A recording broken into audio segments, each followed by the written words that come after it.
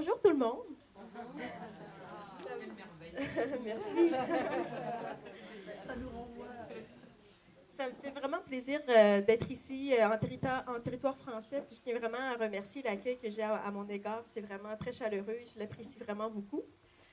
Pour le son, c'est correct à l'arrière? Oui? Un peu plus fort? Parfait.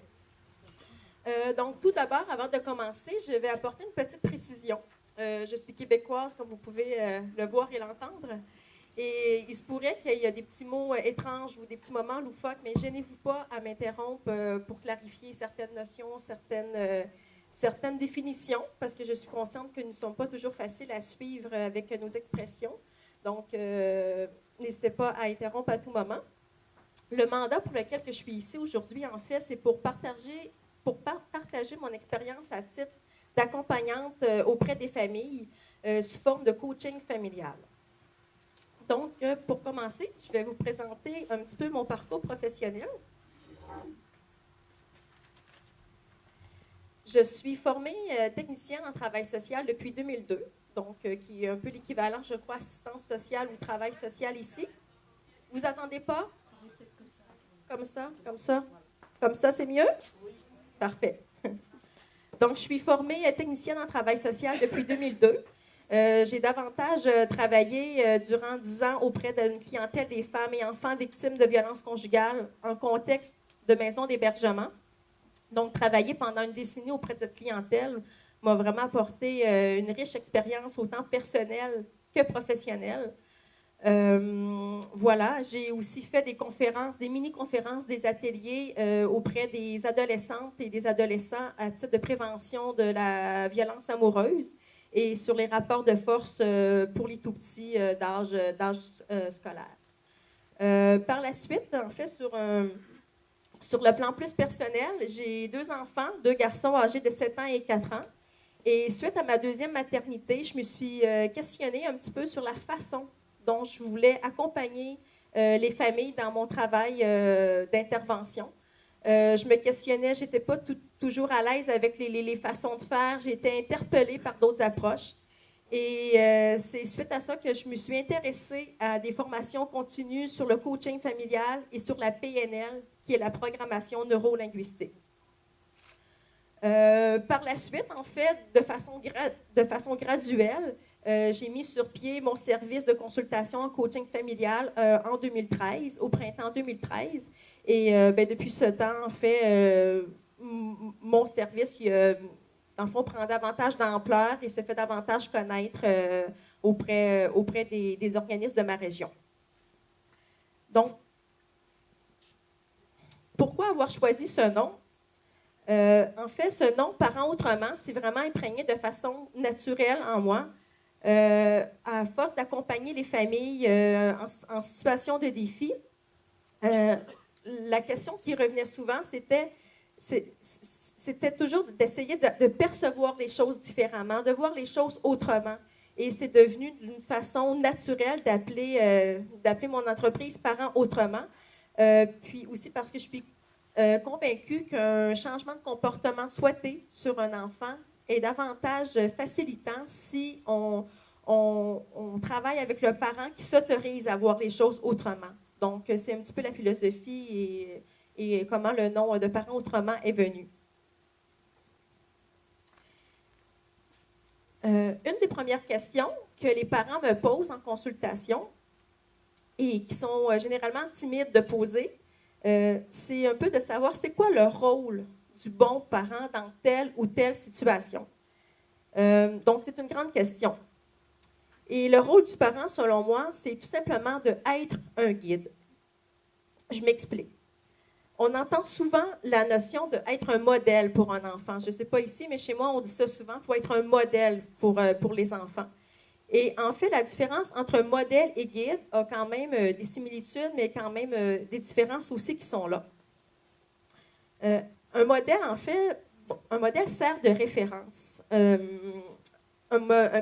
personne modèle, en fait, va posséder des qualités ou des caractéristiques que l'on va rechercher à reproduire.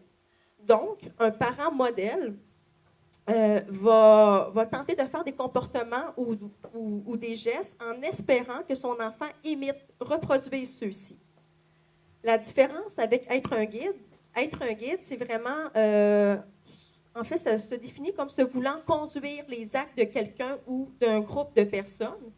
Et c'est vraiment d'orienter la personne. Et je crois que cette nuance est là. Un parent guide va vraiment tenir compte du contexte, va vraiment tenir compte des besoins pour pouvoir poser son intervention et l'ajuster, en fait, aux besoins qu'elle voit.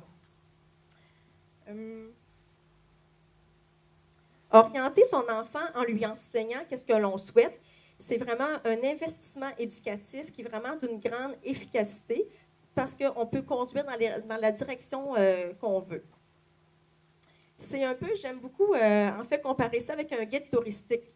Un guide touristique, avant de vous proposer un attrait, va vous questionner, en fait, sur vos besoins, sur le nombre de personnes que vous avez, s'il y a des enfants ou non, sur le budget. Donc, va prendre le temps de prendre des informations et des renseignements pour pouvoir ensuite vous proposer des possibilités d'attrait qui vont correspondre à vos besoins et qui va aussi, dans le fond, davantage comme correspondre avec le désir que vous recherchez. Donc, un parent guide, c'est la même chose. C'est quelqu'un qui va vraiment prendre le temps de prendre le pouls, comme on dit, de prendre les informations pour pouvoir mieux vous guider. Et c'est plus facile ainsi, par la suite, de faire un choix éclairé.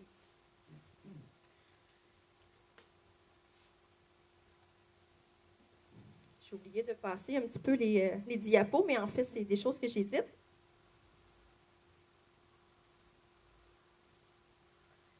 Au niveau du coaching, en fait, qu'est-ce que le coaching? La façon que moi j'entends le coaching, c'est vraiment un accompagnement vers un objectif souhaité, un objectif ciblé. Mon travail, en fait, consiste de susciter des réflexions et des questionnements auprès des parents concernant leur éducation, leur approche ou leur façon de faire. En fait, c'est vraiment de voir avec eux les possibilités qui s'offrent à eux et de cette façon de faire des reprises de pouvoir sur leur situation dite en défi pour pouvoir mieux intégrer la notion de choix. Parce que souvent, lorsqu'on est en situation de problématique ou de défi, qu'est-ce qui arrive, en fait, c'est que les gens se sentent beaucoup impuissants et d'amener les choses pour voir les possibilités, ça redonne du pouvoir et ça redonne à ce moment-là de l'action. Donc, l'outil principal du coaching, c'est l'action. J'ai un mini vidéo d'une petite minute à vous présenter. Quand on parle de coaching, en général, les gens pensent à ça. Allez, vas-y, allez, tiens, Nathan, allez, vas-y, allez, tu vas l'avoir, t'es le meilleur, allez. Ou encore à ça. Ah, tu sais, moi, si j'avais ton âge, j'aurais plutôt fait ça comme ça.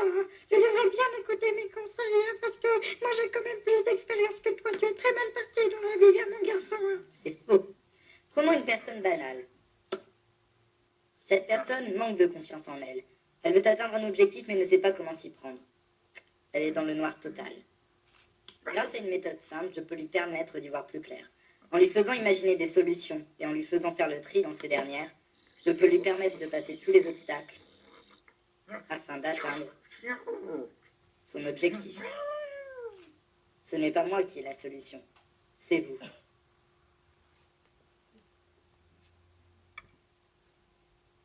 Donc, en fait, le coaching familial n'est pas un métier en soi, mais c'est vraiment une approche, c'est une façon de faire. Le but, c'est vraiment d'adopter des stratégies à la famille, aux valeurs de la famille. Et ce n'est pas parce qu'une famille va me consulter pour les mêmes raisons que je vais établir les mêmes stratégies. Ça, c'est qu'est-ce qui, en fait, qui est très, très, très important, c'est de personnaliser et d'être à l'écoute des besoins de la famille, même si les symptômes problématiques sont les mêmes. L'idée du coaching aussi, comme vous avez vu dans la vidéo, c'est vraiment de mettre en contact les parents, les personnes, avec leurs ressources intérieures, leurs forces. Tous les gens ont des capacités. Et moi, j'aime bien aussi, on m'a déjà expliqué que l'humain a au moins une capacité que tout le monde possède, qu'on a en commun, c'est la capacité d'apprendre. Et avec cette capacité d'apprendre, On n'a aucune limite. Et c'est vraiment cette philosophie-là à ce que je travaille à remettre aux parents qui développent cette confiance-là en eux et qui découvrent leurs capacités et s'ils ne l'ont pas, qui ont au moins la possibilité de la développer. Ça, c'est un aspect très important. Donc, le coaching familial n'est pas une thérapie, n'est pas une psychothérapie, c'est vraiment un soutien, c'est vraiment un accompagnement. Afin de bien mener le mandat, là, j'oublie un petit peu de tourner ça, là. Je suis désolée. Donc, afin de bien mener le mandat, le coach familial, en fait, peut s'intégrer dans les familles. Donc, c'est vraiment une démarche qui est volontaire de la part des parents, de la part des familles. Et de prime abord, lorsque je me présente dans une famille, c'est pour faire une cueillette de données, de voir un petit peu qu'est-ce qui pose problème. Dans un premier temps, c'est la première rencontre. Et par la suite, à la deuxième rencontre, c'est là que je prends le temps d'établir l'objectif, leur objectif de cette démarche-là. Et par la suite, enfin, en troisième étape, je vais rencontrer comme les enfants pour prendre contact avec eux, établir mon lien de confiance avec eux et d'avoir aussi leur perception de la situation. Et lorsque c'est propice, parce que le reste du suivi, c'est vraiment personnalisé. Donc, par la suite, je vais faire des rencontres avec toute la famille, parfois juste avec les parents, parfois juste avec les enfants ou un enfant ou un parent en particulier. Donc, le reste du suivi, c'est vraiment personnalisé. Ça dépend de leur évolution, ça dépend de leurs besoins. Au besoin, quand je dis que le coach familial doit s'intégrer dans le quotidien, c'est que lorsqu'un moment ciblé est problématique, je vais m'intégrer à ce moment-là, comme par exemple le souper, qui en fait le dîner ici. Une famille qui me consulte parce que le souper, c'est bordélique, ça ne fonctionne pas du tout, c'est difficile, c'est pas agréable. Bien, je vais aller souper avec la famille pour pouvoir, en fait, aller chercher de l'observation que les parents ne peuvent pas me nommer. Parce que les parents qui sont en fait, dans la situation, ils vont me nommer qu'est-ce qui ne va pas, mais ils ne pourront pas me nommer l'environnement, ils ne pourront pas me nommer l'atmosphère, parce qu'ils sont dedans eux aussi. Donc, l'importance de s'intégrer dans le quotidien permet d'aller chercher ces informations-là complémentaires qui vont pouvoir, en fait, vraiment me guider beaucoup pour les pistes de solutions. Et un truc aussi qui est super important, c'est que vraiment, puisque c'est une démarche familiale, c'est important que chaque membre de la famille ressente et sache que le rythme de chacun est respecté. Parfois, souvent, c'est plus les mamans qui vont faire la démarche dans un premier temps. Et le papa est peut-être des fois un petit peu moins à l'aise. Bien, c'est important que le rythme du papa soit respecté, comme que c'est important que le rythme de l'enfant ou de l'adolescent soit aussi respecté. Donc, ça, c'est un souci très important. Comment ça fonctionne? Je vous ai parlé un petit peu. Lorsque les parents me parlent de leurs inquiétudes, de leur réticence à la consultation, c'est à ce moment-là que je vais prendre le temps un petit peu de les entendre. Il faut accueillir ces réticences-là pour justement pouvoir les évacuer. Et au lieu de dire qu'est-ce que je fais, je leur dis qu'est-ce que je ne fais pas. Et souvent, ça l'aide à démystifier. Je ne suis pas là pour leur dire quoi faire, ni comment le faire ou imposer une façon de faire. Je ne suis pas là pour les juger non plus. Et je pense, en partant de leur dire de qu'est-ce que ce n'est pas, souvent, on rassure de cette façon-là. Lorsque c'est propice aussi, je vais inviter les parents qui sont réticents à venir à une mini-conférence ou à un atelier pour pouvoir justement comprendre un peu qu'est-ce que c'est. Et en même temps, ce n'est pas impliquant pour eux, puis ça ne comporte aucun engagement. Et de façon générale, bien, c'est sûr que c'est important que les deux parents participent au processus parce qu'en fait, ça les concerne. On parle d'éducation et pour pouvoir justement rétablir les rôles et définir leurs responsabilités. Donc, c'est vraiment très, très, très important que les deux parents participent. Lorsque des situations quand même assez rares qu'un parent, dans le fond, ne désire pas participer, bien, à ce moment-là, on s'ajuste, on fait avec, mais je vous dirais que c'est vraiment rare que ça l'arrive. Aussi, il est vraiment important que tous les enfants, que tout comme les enfants et le reste de la famille, en fait, sachent que je suis là pour l'ensemble de la famille et non à cause d'eux. Parce que des fois, c'est un petit peu présenté de cette façon-là. Il y a quelqu'un qui vient à la maison à cause de toi, à cause de tes comportements, à cause. Donc, c'est important de ça aussi, de nuancer cet aspect-là.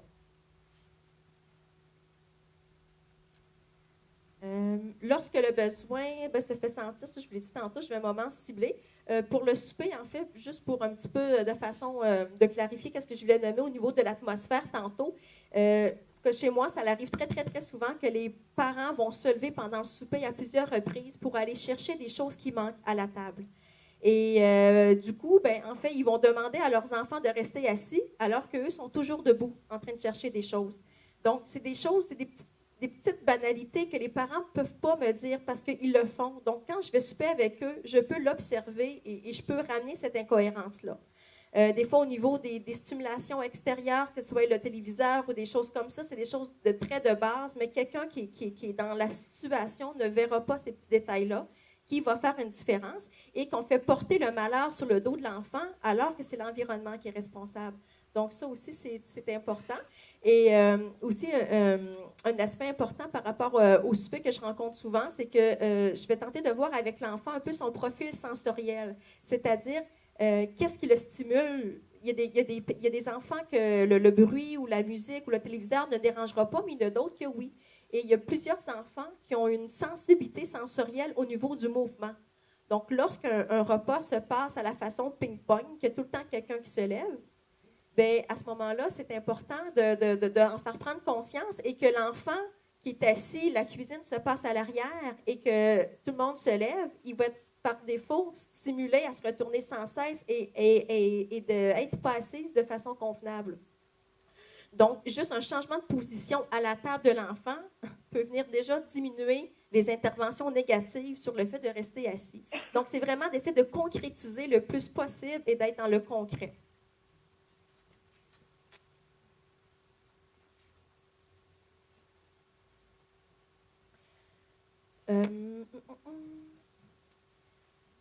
Un aspect très important aussi, c'est que, comme je vous disais tantôt, c'est un accompagnement à la famille. Et c'est important que chaque membre de la famille se sente impliqué dans la démarche. Parfois, je vais avoir une famille où j'ai un grand frère avec une petite sœur, mais je sais pas, c'est la petite sœur qui est plus symptomatique. Et le grand frère ne se sent pas impliqué, ne se sent pas interpellé. Mais le fait de l'impliquer dans la démarche va venir l'outiller, va le faire sentir concerné et il va pouvoir apporter sa contribution à la famille. Et chaque petite contribution, chaque petite action des membres de la famille va venir jouer un rôle très important sur le changement souhaité. Et ça les responsabilise. Chaque membre prend sa part de responsabilité. Et si la responsabilité est moindre, bien, va devenir un outil en soi pour pouvoir aider l'autre membre de la famille. Donc, ça va vraiment développer l'entraide, ça va vraiment développer c'est ça, le soutien au sein de la famille au lieu de créer une division. Un aspect important, je vous disais tantôt au niveau des perceptions, d'aller chercher la perception de chaque membre de la famille, c'est vraiment très, très, très important. Il y a une petite image que j'aime bien montrer. Comme que j'ai ici, en fait, c'est que vous voyez le chiffre 6. Mais moi, de mon côté, je vois le chiffre 9. Vous avez raison et j'ai raison. Et c'est vraiment cette image-là que j'utilise beaucoup avec les parents qui quand ils m'expliquent des situations, vont tenter de me prouver qui a raison dans leur explication, alors qu'ils perçoivent tout simplement les choses différemment. Et de prendre le temps que chacun ait cet espace pour évacuer, qu'il y ait vraiment avec cette image-là, les parents sont OK, j'ai raison, puis elle a raison. Ils vont accueillir l'autre avec un regard différent. Et même dans les enfants, dans les adolescents aussi, je vais beaucoup utiliser « toi, ton 6, c'est quoi? Puis toi, ton 9, c'est quoi? » Puis déjà, juste en l'abordant de cette façon-là, il y a vraiment une ouverture d'esprit puis une acceptation par rapport à la position de l'autre. Aussi, le fait de comprendre les perceptions de chacun, bien, ça permet aussi de ne pas venir alimenter des fausses croyances. Un enfant qui a une perception erronée d'une situation va finir à la longue de se bâtir une croyance et qu'elle est fausse, qu'elle n'est pas nécessairement réelle, mais pour lui, c'est sa réalité. Et si on ne porte pas attention à ça, bien, on crée un écart. On peut créer des ruptures de relations, mais on crée un écart qui est là et qui est complètement basé sur quelque chose de faux. Donc, c'est important d'aller chercher ces petits détails-là. De façon concrète, un petit garçon que j'ai eu, que lui, il me disait que sa petite sœur avait toujours plus de chance que lui avant de se faire réprimander. dans sa perception à lui, c'était ça sa réalité. Donc, même si ses parents lui disaient, ben non, on est égal, essayaient de le raisonner ou tout simplement de l'ignorer, en fait, dans qu'est-ce qu'il disait, ben lui, il y a cette perception-là qui est moins importante aux yeux de ses parents par rapport à qu'est-ce qu'il perçoit.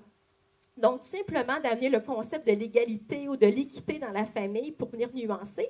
Et dans cette situation-là, en fait, qu'est-ce qui est arrivé, c'est que les parents, ils avaient fait des différences un petit peu dans leur façon de punir leur enfant parce que la plus petite, elle était plus jeune, ce qui peut se comprendre, qu'on est indulgent, mais avait oublié de s'ajuster avec le temps, était restée dans les automatismes qu'avec la petite, on a plus de latitude.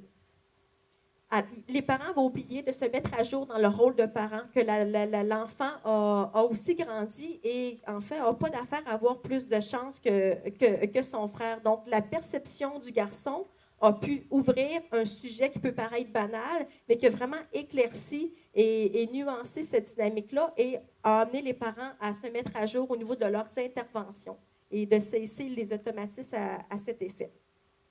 Donc, vraiment, connaître les perceptions de chacun va vraiment nous enligner sur les pistes de solutions. Le deuxième point, au niveau du coaching familial, c'est vraiment d'offrir une vision extérieure et professionnelle par rapport à la situation dite problématique. J'ai parlé un petit peu d'impuissance tantôt, de fatigue. C'est sûr que c'est des facteurs que tous les parents vivent. Et c'est des facteurs qui viennent amplifier, dans le fond, les situations quotidiennes qui se passent à la maison. Et ces facteurs-là aussi vont jouer directement sur la motivation des parents et qui vont aussi malheureusement contribuer à ce qu'ils posent des interventions ou des actions non souhaitables.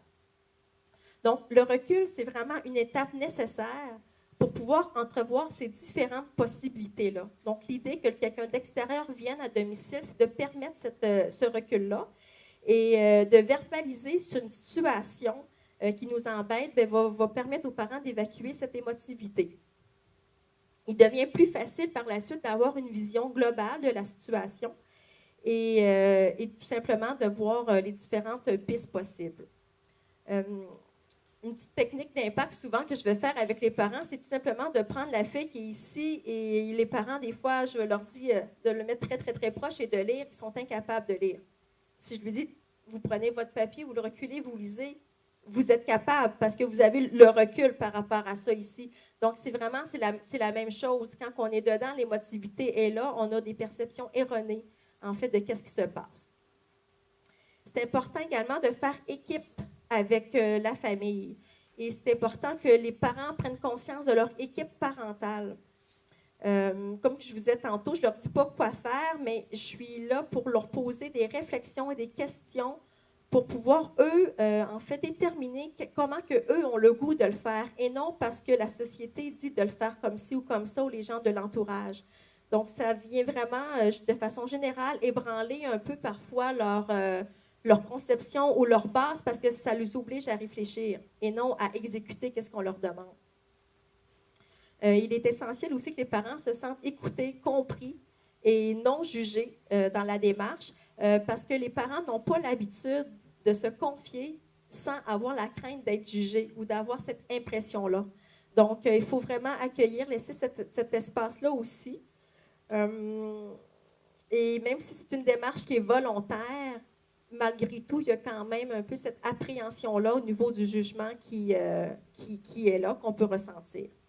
L'idée, c'est vraiment d'amener les parents à essayer de voir que derrière le comportement de leurs enfants, il y a des besoins qui s'y cachent. Il y a des besoins qui sont là. Et ce n'est pas nécessairement toujours des caprices. Parfois, oui, il y a des caprices, mais parfois, les caprices sont des... En fait, ce n'est pas des caprices, c'est des besoins. Ça dépend de la façon que ça peut être vécu ou que ça peut être vu. Et ça, c'est quelque chose qu'on peut échanger beaucoup. Les parents vont dire, si je n'interviens pas, qu'est-ce que les autres vont dire? Si je n'interviens pas, je vais le gâter. Si je n'interviens pas, il va arriver ça. Mais ils sont toujours ailleurs, ils ne sont pas dans l'instant présent. Donc, il faut vraiment les ramener à l'instant présent et de voir, OK, mais même si tu réponds aux besoins de ton enfant, ta crainte qu'il devienne un enfant capricieux, est-ce qu'elle est si réelle que ça? Et c'est quoi un enfant capricieux? Et pas parce que tu cèdes à un besoin que tu signes un contrat de 15 ans de caprice. Il faut un peu démystifier de ça et enlever un peu la lourdeur, la pression en fait que les parents peuvent se mettre eux-mêmes au niveau de la notion du caprice. Et qu'est-ce que j'essaie de regarder aussi avec comme les familles, c'est vraiment d'essayer de voir que lorsqu'un enfant s'oppose pour des demandes, en fait, on parle beaucoup d'opposition ici, chez nous au Québec, bien, c'est d'essayer de voir qu'est-ce que l'enfant gagne par cette opposition. En fait, c'est quoi son gain? Parce que l'enfant qui s'oppose, il est en train de communiquer quelque chose. Oui, l'enfant va s'opposer aussi parce que ça fait partie d'une étape normale du développement. Mais aussi, l'enfant s'oppose parce que des fois, il y a des gains secondaires. Un des gains souvent qu'on voit, c'est au niveau de l'attention négative. Ça peut paraître bizarre des fois pour les parents, ils me disent « Ouais, mais je ne comprends pas pourquoi que l'enfant, il aime ça, que je le chicane ou que je le dispute. » ou ils ont de la difficulté à comprendre le concept de l'attention négative. Mais en fait, l'attention négative, c'est que pendant que je suis en train d'en chicaner un, je ne suis pas focusée sur l'autre. Donc, il y a mon attention et elle est négative. C'est vrai qu'elle n'est pas agréable, mais elle est instantanée, elle est accessible. Puis c'est sûr que je vais réagir. Donc, c'est sûr que l'enfant, à un moment donné, finit par produire des comportements pour avoir cette attention-là parce que ça le comble dans l'attention. Et qu'elle soit négative ou positive, s'il y a le choix, il va prendre la positive. Mais comme la négative, elle est plus accessible, c'est de l'attention. Il va la prendre tout simplement. Il y a des enfants très gourmands au niveau de l'attention. Donc, au niveau de l'attention négative, ce n'est pas l'unique gain, puis ce n'est pas toujours ce gain-là, mais c'est un des gains qu'on voit souvent, que l'enfant, c'est de mettre son parent dans un état X.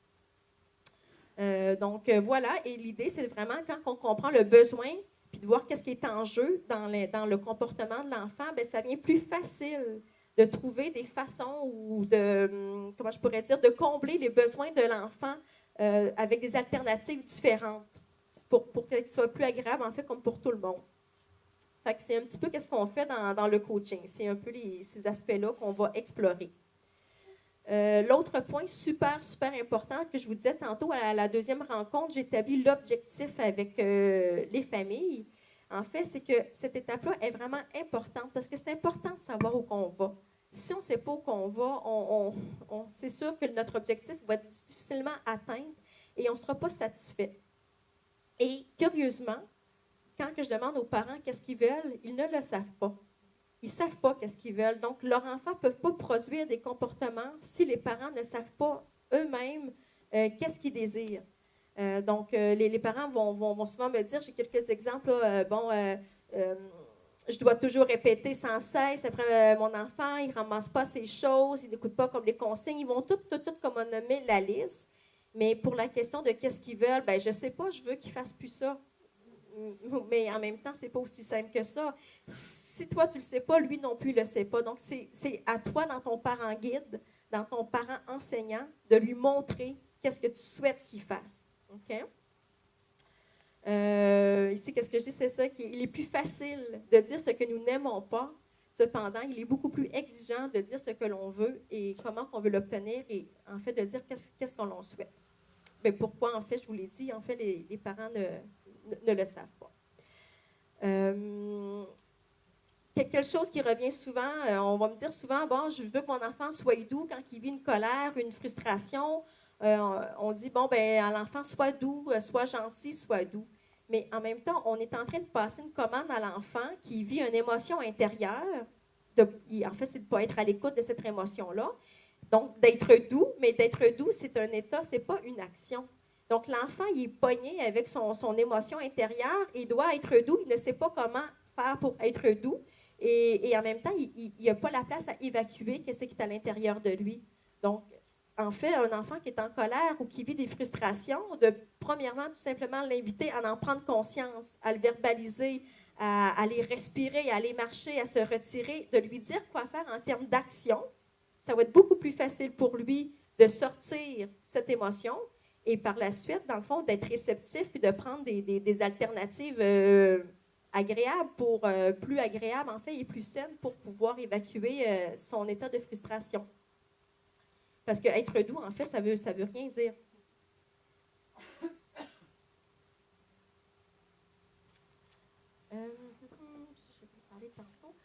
Un bémol qui est très important au niveau de l'objectif, c'est que l'objectif que les parents fixent pour la démarche en coaching familial, l'objectif doit être sous leur responsabilité.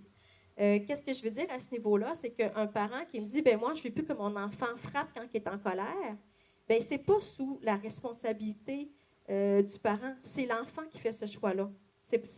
Donc, ça ne peut pas être un objectif du parent puisque c'est l'enfant qui fait le choix. Il faut vraiment amener le parent, en fait, comme on travaille, c'est d'amener le parent, OK, toi, c'est ça que tu souhaites, mais comment tu vas faire pour que ton enfant arrive à ne plus frapper lorsqu'il est en colère?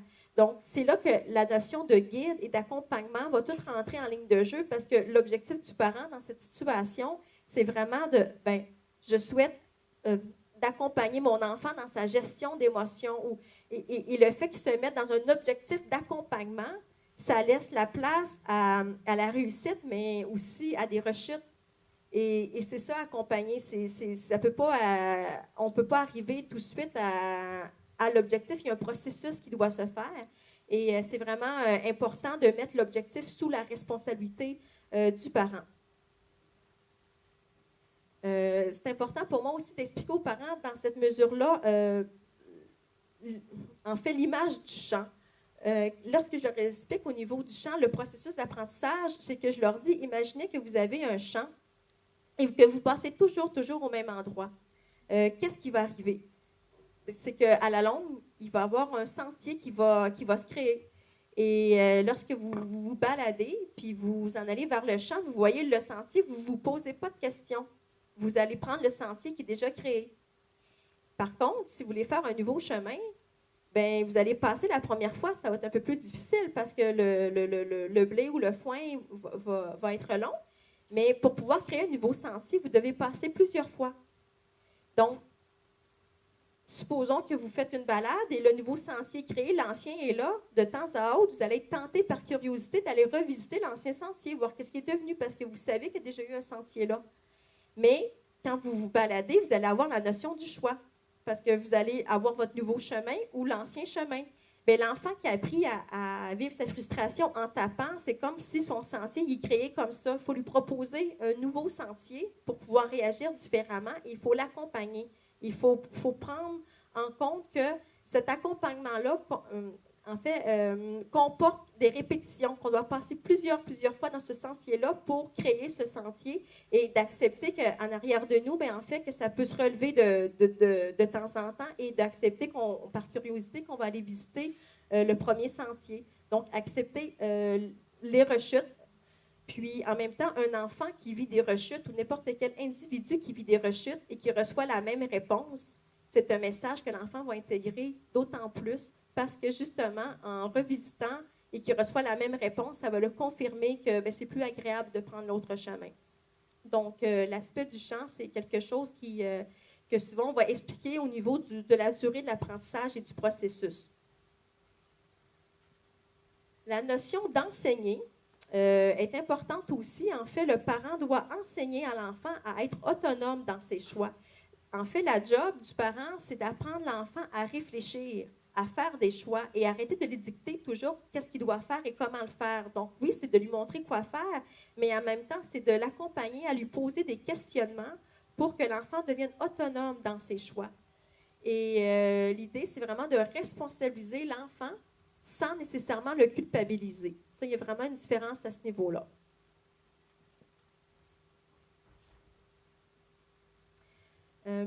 La théorie du Y, en fait, en fait, c'est qu'un peu comme le champ, des fois, je prends un Y que je vais mettre sur le côté et je vais prendre quelques petites secondes.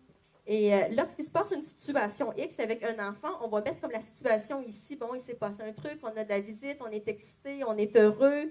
Il y a une dispute en lien avec un jouet, donc une colère, une frustration. L'enfant peut prendre cette voie ici, bon, de taper, bon, là, ça crée un conflit plus gros, les parents s'en mêlent, puis là, on voit les impacts que ça donne. Ou peut, en fait, nommer, c'est comme sa colère, puis là, on met les stratégies en place et ça va donner le résultat là. Et l'idée, c'est d'amener que ici, ce choix-là appartient à l'enfant et non aux parents. La job du parent, c'est vraiment d'accompagner l'enfant dans le choix qu'il fait. Puis Puis c'est vrai que c'est plate un enfant qui fait des choix comme ça, mais en même temps, il est en train d'apprendre. Donc, c'est vraiment de l'accompagner et de l'amener à ce qu'il vive en fait les conséquences naturelles de ses choix, les conséquences logiques de ses choix, et par la suite, de lui donner la confiance. En fait, de lui donner la confiance que même s'il a fait un choix non agréable, la confiance qu'il est possible de faire un autre choix et que vous êtes là pour lui et que vous allez être là pour l'accompagner. Donc, si on n'est pas capable de mettre l'enfant en réussite dans nos pensées ou dans notre projection en parlant, bien, l'enfant ne pourra pas se projeter lui non plus. Donc, pour moi, il y a vraiment quelque chose qui part du parent pour pouvoir mettre l'enfant en cette situation de réussite possible. Et même si la réussite tarde à venir, bien, d'y croire. Il faut y croire si on veut que l'enfant y croie aussi. Et la job du parent, en fait, c'est vraiment d'exécuter le choix de l'enfant. Avec des enfants plus vieux, comme des adolescents qui vivent, que ce soit dans leur famille ou avec comme des amis, bien, on s'assoit souvent et on fait un petit Y. OK, il s'est passé ça, il s'est passé ça. Puis là, en fait, ma job n'est pas de leur dire comment faire, mais de l'aider à trouver, lui, bien, son autre embranchement de Y, ça pourrait être quoi pour lui? Donc, c'est de là l'importance que la personne doit trouver son potentiel en elle-même pour pouvoir établir ses propres stratégies.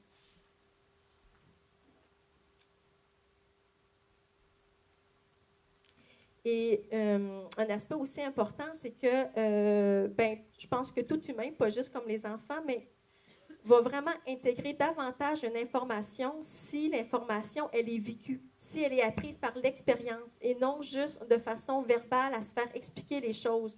Donc, laisser les enfants être des enfants, les laisser expérimenter, les accompagner là-dedans, je crois sincèrement que l'enfant va davantage retirer une leçon que si je fais juste lui faire la morale sur le sujet. L'état du parent dans lequel le parent intervient va jouer un rôle aussi majeur sur la façon que l'enfant va continuer ou non à faire des comportements désagréables. Donc, parfois, il y a des états de parents. Les parents vont réagir fort en lien avec une situation qui va se passer et cet état émotif-là n'appartient pas à l'enfant, n'appartient pas à la situation en tant que telle, mais c'est vraiment une charge émotive qui s'est accumulée. Donc, c'est important aussi de regarder cette influence que l'état du parent porte sur lui et dégage sur l'autre. Et en fait, on dit souvent que nous, les enfants, sont des capteurs, sont Wi-Fi, en fait, sur nous. Ils vont réussir à capter nos émotions. Et même si on fait attention, ils réussissent quand même à ressentir le tout. Donc, des fois, ils vont devenir un peu plus turbulents, un peu plus désagréables, mais quand on prend le temps de faire une analyse, bien, on voit que le parent n'est pas non plus bien dans une situation et des fois, c'est l'enfant un peu... en fait, des fois, je pense qu'il faut remercier les enfants agités parce que c'est grâce un peu à leur façon de parler par leur comportement qui vont, dans certains cas, amener les parents à prendre conscience qu'il y a une problématique autre. Donc, c'est vraiment une belle façon comment je pourrais dire, de trouver du positif un petit peu à ça. Aussi, lorsque l'état du parent est récurrent, bien, je vais vraiment faire à ce moment-là une rencontre individuelle avec le parent et je vais plus utiliser les outils de la PNL, de la programmation neurolinguistique, un petit peu pour travailler au niveau de l'état et ensuite on retourne sous l'aspect comme familial. Aussi, bien, plusieurs recherches, en fait, ont démontré que le cerveau humain a une capacité optimale d'apprendre lorsque l'atmosphère et l'ambiance est propice à. Donc, c'est important de vraiment jouer sur l'entourage, sur l'environnement et sur l'ambiance. Et même lorsqu'un enfant vit une émotion, il y a un outil qu'on utilise au Québec qui s'appelle le thermomètre à baboune, qui est en fait un visuel au niveau des gradations des émotions. Et le petit personnage, lorsqu'il est en haut, lorsqu'il est en crise ou est très excité ou fâché ou peu importe l'émotion, c'est que le personnage n'a plus d'oreilles. Et cette visuelle-là est vraiment très importante parce que ça fait prendre conscience davantage aux parents d'arrêter de faire la morale. L'enfant est en état X et il n'a pas la capacité d'entendre ce que tu lui expliques. Et après, toi, tu te fâches parce que ça fait 3 fois que tu lui expliques. Mais en même temps, la première explication n'a pas été faite dans un contexte favorable à ce que l'enfant intègre l'information. Donc, ça aussi, puis ça l'oblige le parent à dire OK, ouais, mais j'ai eu de la misère à me neutraliser. Bien, ton enfant aussi a de la misère à se neutraliser. Tu sais, de rendre un peu plus humain l'enfant dans son apprentissage. Donc, c'est travailler l'état du parent permet un peu cet aspect-là.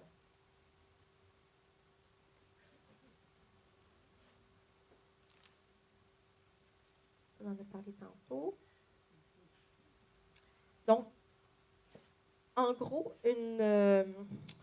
une information importante à se rappeler, c'est que derrière chaque intervention des parents ou de quiconque, même si moi j'ai eu de la misère un petit peu à comprendre ce concept-là au départ, mais c'est qu'il y a une intention positive qui se cache derrière chaque comportement.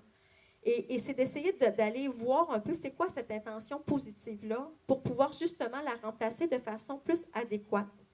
Là, l'exemple que j'ai, c'est un exemple très, très, très, très banal, mais tu as 2 enfants dans une famille, puis une fois je suis là, on fait un bricolage comme familial, et le petit garçon réclame le fait que sa petite sœur, elle a collé plus de collants que lui. Bien, pour un peu répondre à son besoin de peine qu'il avait, bien, son parent lui répond tout simplement, bien, écoute, pas grave, prends le plus gros.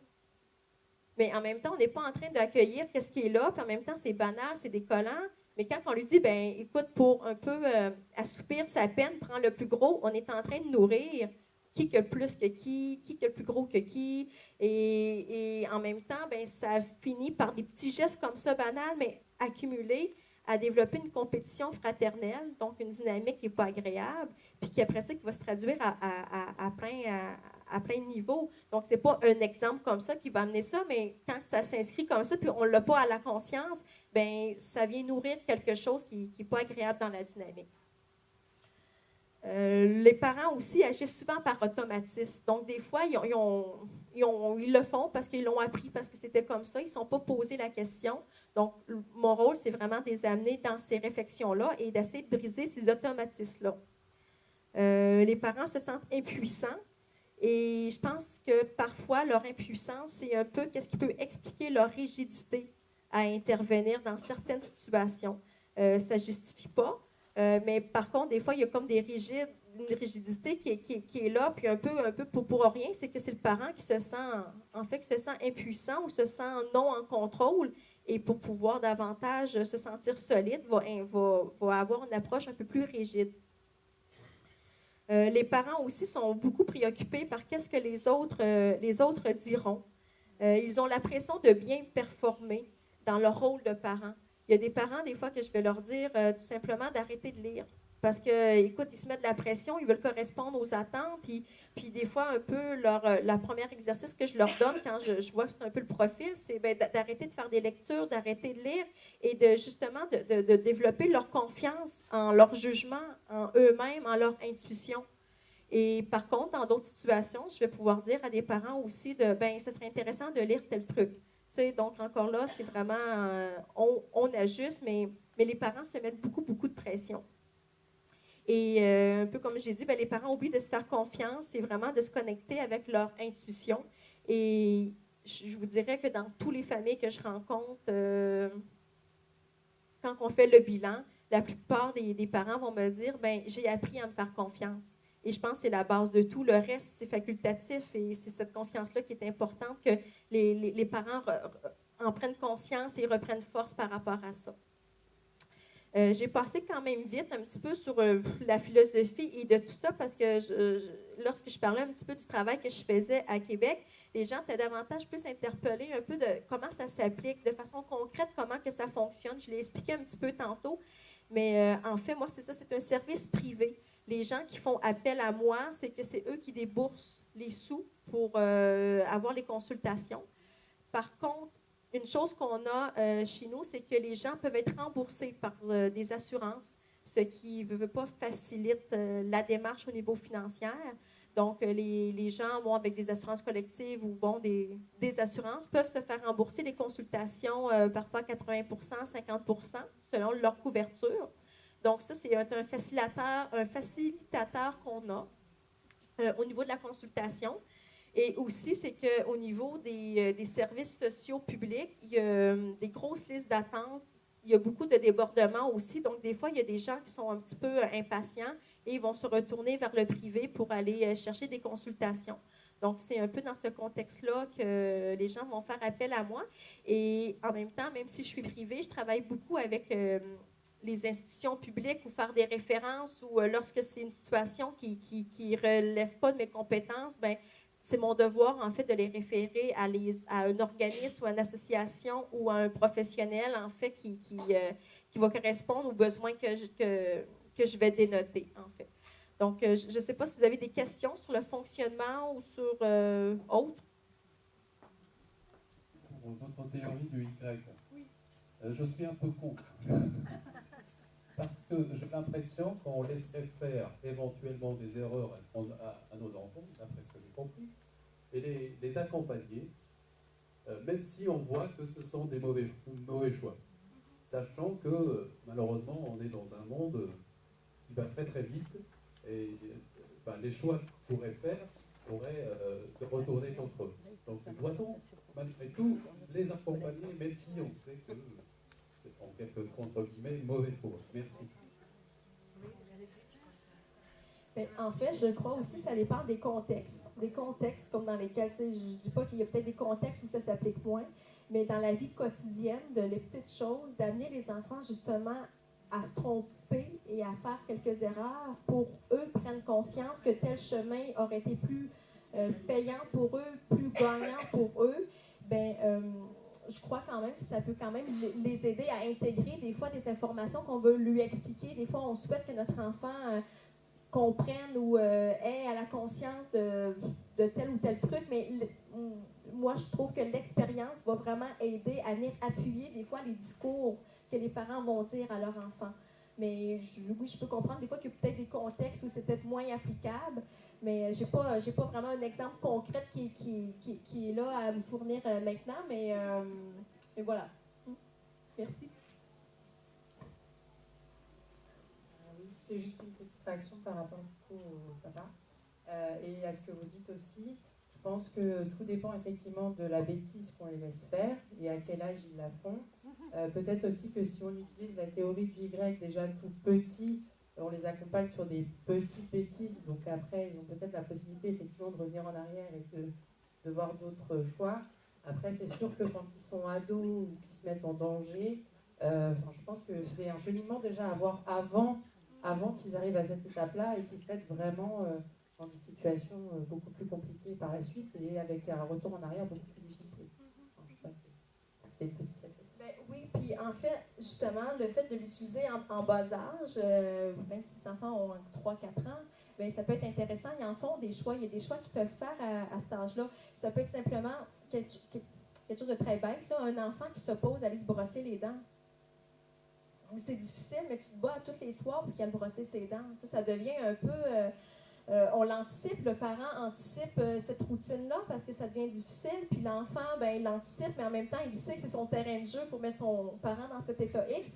Donc, c'est là que la théorie du Y, pour le brossage de dents, on peut la sortir. Qu'est-ce que ça donne de brosser les dents, puis qu'est-ce que ça donne de ne pas le faire? Et de façon concrète, OK? Qu'est-ce que je veux dire aux parents à ce niveau-là? C'est que si on ne brosse pas les dents, en fait, qu'est-ce qui arrive? C'est de façon naturelle, là, sans punir, sans sévir, sans rajouter de punition. De façon naturelle, les parents, enfin, ils vont me dire, c'est sûr, ça favorise comme la carie, l'hygiène dentaire et tout. OK. Donc, s'il ne se brosse pas les dents, il ne prend pas soin de cette hygiène dentaire-là. OK? Donc, ça veut dire qu'à contrepartie, s'il fait ce choix-là, on doit limiter certains trucs qu'il va manger pour compenser. OK?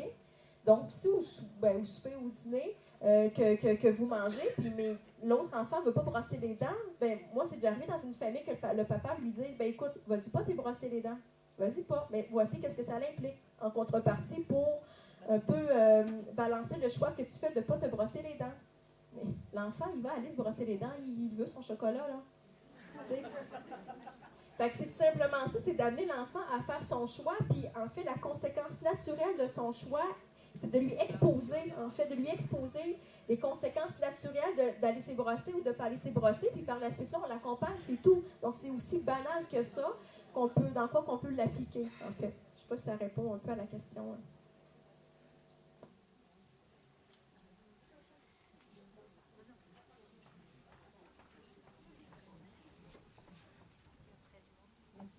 Bonjour, Christine Bordet, je suis conseillère conjugale et familiale. J'aurais aimé demander un peu dans le détail comment ça se passe vos prises en charge de famille.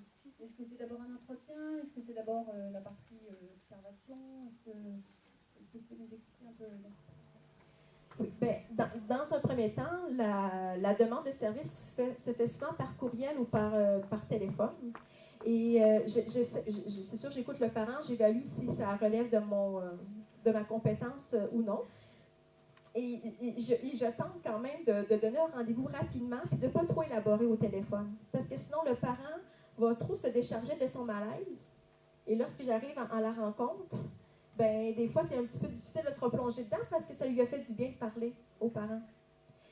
Donc, j'essaie de donner un rendez-vous de façon rapide pour que la première rencontre, en fait, que c'est de façon formelle, informelle. En fait, je m'en vais à leur domicile. Souvent, on s'assoit à la table comme de cuisine, les deux parents, pendant que les enfants sont couchés. Chez nous, ils se couchent tôt, les enfants. Fait ils se couchent vers 7 heures à peu près le soir. Fait que ça laisse le temps pour les consultations en soirée ou sinon, on trouve un moment. C'est important pour moi que la première rencontre, les enfants ne soient pas là. Il y a d'autres gens, il y a d'autres coachs familiales, il n'y a pas que moi qui fais ça au Québec. Il y a d'autres gens qui vont faire la première rencontre, tout le monde ensemble. Il y a différentes façons de faire. Mais moi, je préfère le faire comme ça parce que le parent va ventiler, va verbaliser sur qu'est-ce qui pose problème. Et je trouve que ça devient difficile pour les enfants d'entendre pendant 2 heures de temps qu'est-ce qui ne va pas. Puis, donc, j'essaie de un peu les épargner. Mais par contre, ça ne veut pas dire qu'on n'implique pas les enfants dans le processus.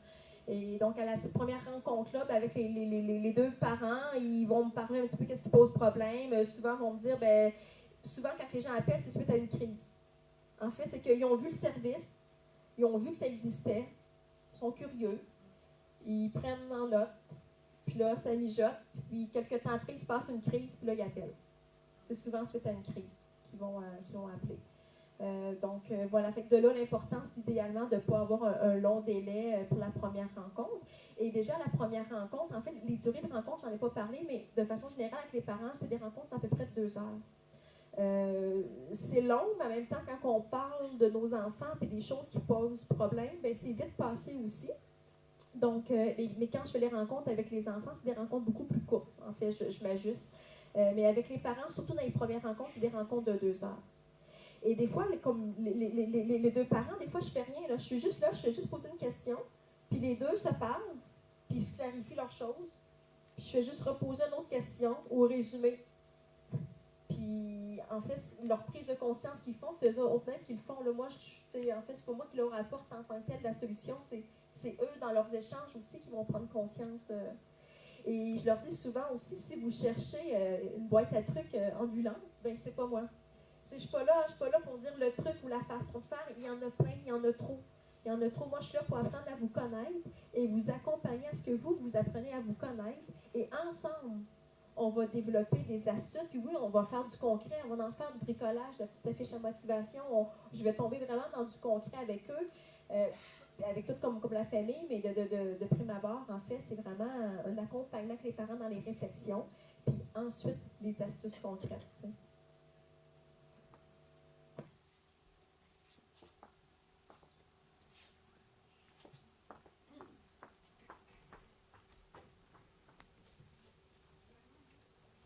Bonjour. Bonjour. Vous avez évoqué essentiellement des problèmes concernant donc, les parents, 2 parents qui sont là présents, avec, si j'ai bien compris, plutôt des petits-enfants. Supposons qu'il s'agisse d'un adolescent avec un problème plus important et puis un parent seul. Comment vous faites? En fait, je me définis davantage en fait, dans mon champ de compétences 0-12 ans. Des fois, ça va arriver dans les familles qu'un adolescent plus âgé ou quoi que ce soit, ben, c'est sûr que je vais, selon c'est quoi la problématique, je vois si je suis à l'aise ou non.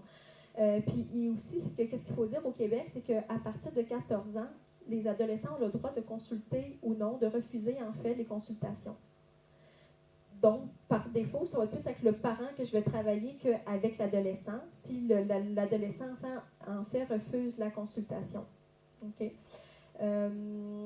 Par la suite, voulez-vous me rappeler comme la question J'ai lissé plusieurs choses en fait. D'abord, j'ai voulu en fait vous poser la question comment vous faites avec un adolescent parce que souvent c'est un peu plus compliqué.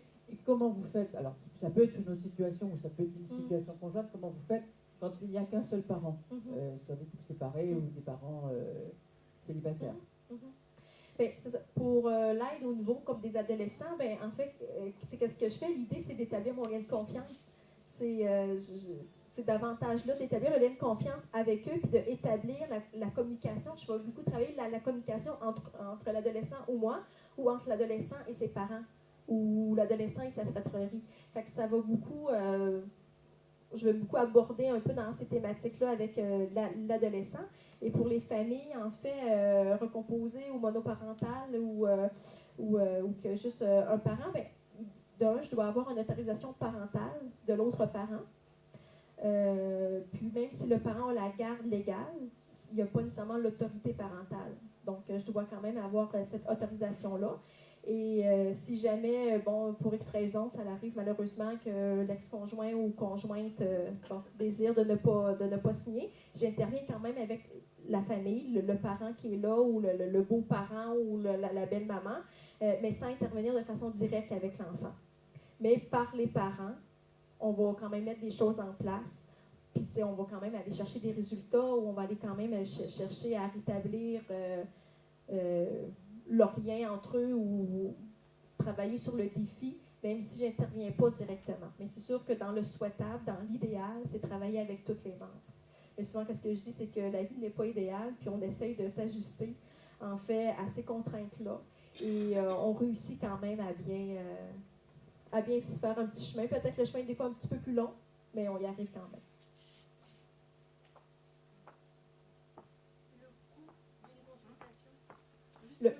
Le coût d'une consultation? Oui, en fait, au niveau du coût de consultation, j'ai regardé un petit peu, j'ai converti ici, ça équivaut à peu près à 50 € de l'heure. Donc, c'est vraiment les heures qui sont chargées, que je suis dans la famille. Donc, c'est une rencontre de 2 heures, c'est le 2 heures-là qui est chargé. C'est sûr, ça n'inclut pas la préparation, la rencontre, le après ou les retours comme de courriel et tout. Et quand je suis une famille aussi, c'est que je suis quand même assez lousse en fait sur les courriels. Là. Des fois, la famille va m'écrire un petit truc, ben, je vais répondre. Je ne commencerai pas à charger ces petits moments-là, à moins qu'il y ait un abus, mais c'est jamais arrivé. Mais c'est vraiment le temps que je suis au domicile. Et quelque chose que je n'ai pas parlé non plus, c'est que de façon générale, c'est au domicile pour être dans le milieu de vie de l'enfant, pour bien saisir l'environnement. Mais des fois, quand c'est propice, selon l'objectif avec lequel on travaille, des fois, je vais aller à l'école ou à la garderie faire l'observation ou aller justement chercher d'autres informations sur l'environnement de l'enfant. Et j'ai un bureau de consultation aussi, dans le fond, afin de pouvoir faire des consultations dans mon bureau. À ce moment-là, qu'est-ce qui se passe? C'est que, exemple, un contexte, j'ai un enfant qui est hyper turbulent quand je suis chez lui. Justement, il est chez lui, donc il est très à ses aises. Et que ça devient difficile d'avoir son attention parce que le téléphone sonne, c'est le chien, il y a plein d'affaires. Là, à ce moment-là, ben, je vais proposer aux parents de tout simplement, c'est comme, écoute, pour la prochaine rencontre, on va faire un essai à mon bureau, dans un cadre plus formel. Et souvent, l'enfant va moins se permettre aussi. Donc, c'est plus facile d'établir mon début d'intervention. Puis par la suite, je retourne dans son domicile parce que là, j'ai pu établir quelque chose ailleurs. Donc, fait que des fois, c'est dans d'autres lieux lesquels que ça peut avoir lieu là, comme consultation. Bonjour. Est-ce que dans votre parcours professionnel, vous avez pu accompagner des familles dont les parents auraient été handicapés, malades de psy? Et est-ce que vous avez aussi été amené à faire des signalements, des choses comme ça? Ça n'a pas encore arrivé que j'ai eu d'affaires à avoir des parents handicapés ou quoi que ce soit. Qu'il y ait un membre de la famille qui soit handicapé, oui. Mais que les parents, bon, ça n'a pas eu lieu. Au niveau des signalements, oui. Oui, c'est déjà arrivé. C'est sûr que là, lorsque ça rentre dans du corset un peu plus, bien, en fait, je ne peux pas prendre ça juste sur mes épaules. Donc, c'est là que j'ai travaillé en partenariat avec les autres organismes. Puis souvent, s'il y a un signalement à faire, c'est qu'il y a eu des observations qui ont été faites par l'école ou par d'autres associations. Et à ce moment-là, on va travailler ensemble pour justement, pour le bien-être et la protection de l'enfant. Et c'est déjà arrivé une fois aussi que, en fait, je travaillais avec une maman qui avait 3 enfants et elle était séparée. Et le père, ça avait été long un petit peu avant qu'il signe l'autorisation. Et bon, c'était un ex-conjoint violent et tout. Et par un peu la, je sais pas si vous dites l'aliénation parentale ici, ouais. Ben, c'est ça, le père, un peu avec tout son discours qu'il disait aux enfants et comment il discréditait la mère. C'était vraiment gros, puis ça suscitait un signalement au niveau de la violence psychologique. C'était quand même assez gros. Et quand la mère se confiait à moi, la façon que moi je l'ai plus abordée à ce moment-là, c'est vraiment d'accueillir la mère dans ses confidences qu'elle me disait. Et la mère, c'était vraiment quelqu'un qui avait des belles capacités, vraiment une bonne maman. Puis je l'ai plus amenée à ce qu'elle se signale. Moi, je l'ai plus accompagnée à ce qu'elle le signale que moi la signaler. C'est sûr que si elle ne l'aurait pas fait, j'étais dans l'obligation de le faire. Mais, tu sais, on peut se prendre 2 jours de plus, là, puis prendre le temps de l'accompagner. Il y a une urgence, mais en même temps, de maintenir ce lien-là de confiance avec cette femme-là était important pour moi. Puis je savais qu'avec nos discussions et les prises comme de conscience, elle allait faire son chemin. Et la façon qu'elle vivrait le signalement allait cheminer aussi. Elle allait cheminer. Donc, cette femme-là s'est signalée. Et on a fait l'appel ensemble. Je me suis présentée. Elle a fait le signalement. J'ai repris. J'ai juste confirmé, en fait, mais c'est la femme qui l'a fait. Puis c'est une belle reprise de pouvoir aussi. Ouais.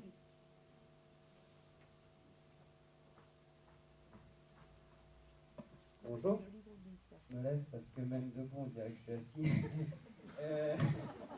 Je voulais savoir, c'est intéressant, et je voulais savoir si ce coaching correspondait plus à un profil familial ou...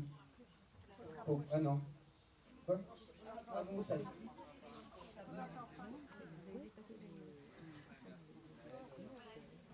Oui, je me demandais si ce coaching familial, enfin parental, je ne sais pas plus exactement comment ça s'appelle, mais est-ce que ça pouvait s'appliquer à tous les profils de famille, ou si vous avez des expériences aussi où à des moments ça ne répondait pas forcément à la difficulté de la famille, parce que c'est vrai que déjà, si j'ai bien compris, il faut que les parents soient demandeurs. Donc moi, forcément, je suis éducateur, je pense ça à des familles qui ne sont pas forcément dans cette demande-là. Et voilà, je me posais cette question. Merci. Ben, oui, en fait, moi, je pense que ça s'adresse à tous.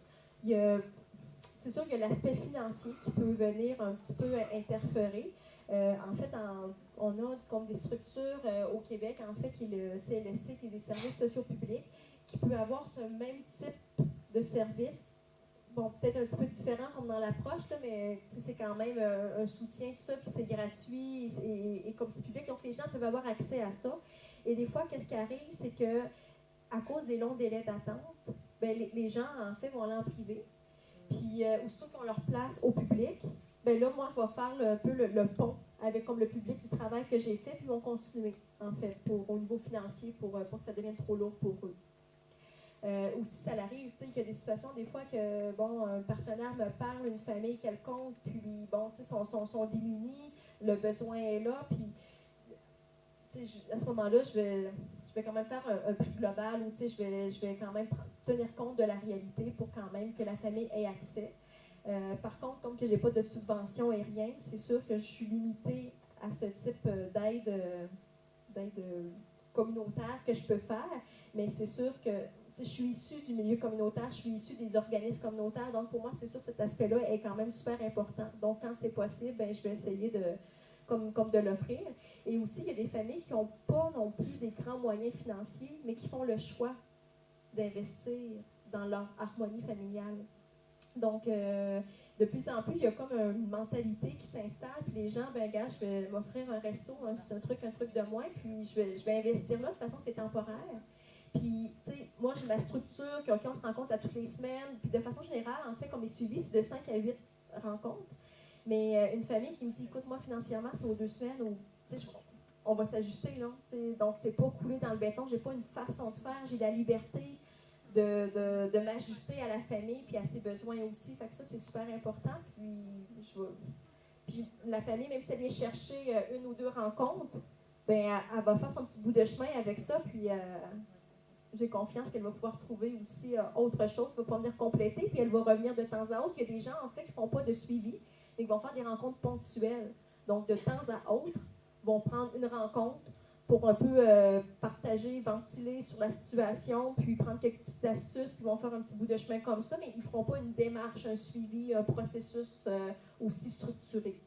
Fait que finalement, ça dépend de plein de choses. Une phrase aussi que j'aime beaucoup, puis qui est aussi sur mes cartons, c'est une phrase que j'aime vraiment beaucoup, puis que c'est important pour moi, c'est qu'il n'y a aucune recette pour devenir un parent parfait, mais il y a une façon d'être un bon parent. Donc, sortir des sentiers battus, de se faire confiance, c'est ça qui est important. Voilà. Merci beaucoup, Caroline. Merci aussi à Brigitte Quentin.